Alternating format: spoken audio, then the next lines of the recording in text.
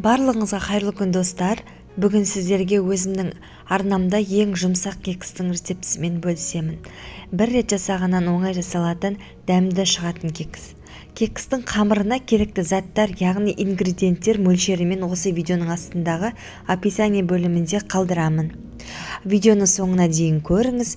Видео рецепт ұнаса лүпіл басып пікір қалдыра кетіңіз. Және маған тіркеліп қоюды ұмытпаңыз. Алдымен кекс қамырын дайындаймыз. Ол үшін таза ыдысқа жұмыртқаны жарып салып, қант салып, миксердің көмегімен жақсылап араластырып аламыз.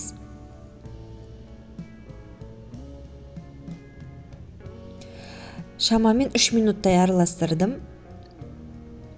Келесі кезекте ерітілген сары май қосып, содан кейін сүт қосып, тағы да миксермен айналдырып араластырып аламыз.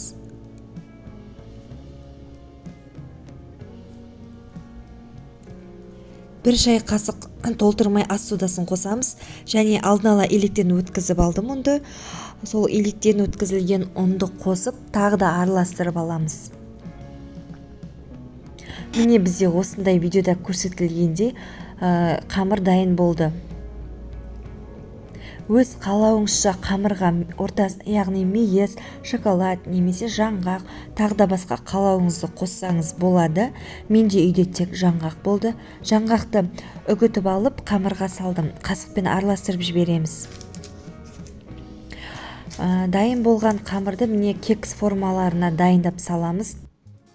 Менде силиконды форма, ішіне қағаз форманы да салдым. Сіз қағаз форма болмаса, силиконды форманың өзінде пайдалана аласыз. Ал егер сізде басқаша темір форма болса, аздап майлап алған дұрыс. Видеода көрсетілгендей етіп, әрбір формаға 2 ас қасықтан салып шығамыз. Яғни форма ішінде қамыр ортасынан сәл асып тұру керек. Солай алдын ала қыздырылған пеште 180 градуста 30 минут пісіріп аламыз. Жасап көріңіздер. Оңай жасалады, қиындығы жоқ. Ас болсын. Видеода сіздермен бірге Дариға.